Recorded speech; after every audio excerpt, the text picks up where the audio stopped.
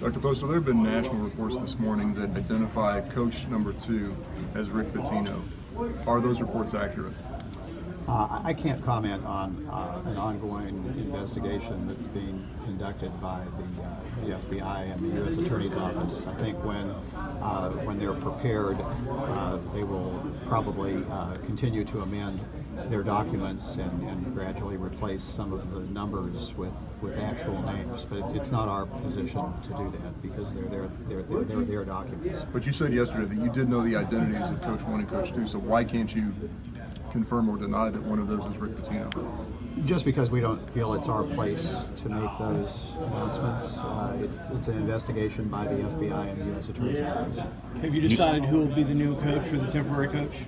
Not yet, but we are actively looking at that issue. We'll know soon. Yesterday you said 48 hours. Is that the timeline still holding up for both the interim AD and coach? I'm still hopeful that we'll have some information by tomorrow, yes. Are the accreditation issues resolved?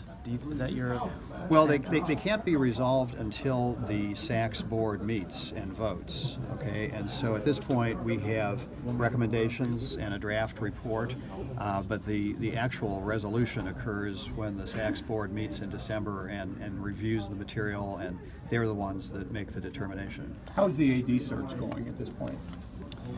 Well, there's no AD search because there's an incumbent. We didn't fire anyone yesterday, and so you wouldn't do a search at that point. But we would be talking to individuals about potentially serving as an interim athletics director.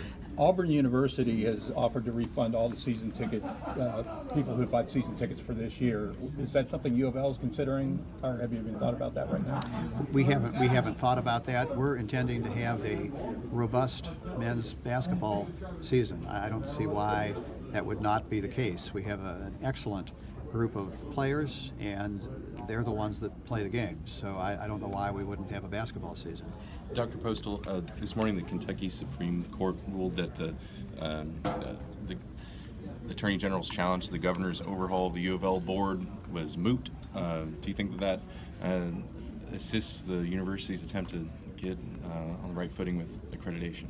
You know, I don't think that issue harms or helps us. I think it's neutral as far as SACS is concerned, because the current law that's in place is consistent with the governor's actions in the view of SACS, and so you know this is a separate issue, but I don't think it affects the SACS determination one way or the other.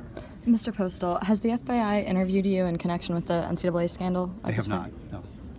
U.S. Attorney? No. Have you been in touch with the FBI at all since learning of the investigation? We have not been contacted by the FBI. What do you think of the fact that you've not been in touch with the FBI since this came out, that everything you've learned is through either media reports or, we would assume, interviews with people at the university? Well, a complaint was issued by the U.S. Attorney's Office, which was detailed, but that was a written document, not a conversation. Have you moved to dismiss any other coaches from the coaching staff of the U of L men's basketball team?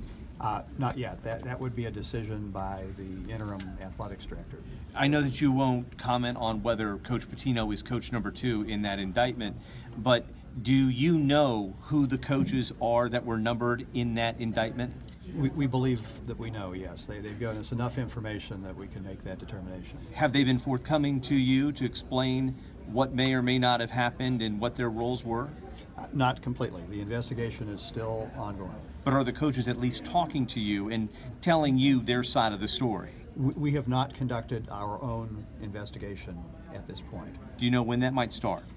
We're going to seek guidance as to the appropriate way to do that, so that we do it in accord with the wishes of the U.S. Attorney's Office. And you still want the job as being president of the university after all of this? Well, nothing has changed. I still love the university and want it to do well, and this doesn't affect that. Folks, we got to get back to Louisville. Thank you so much. Thank you all.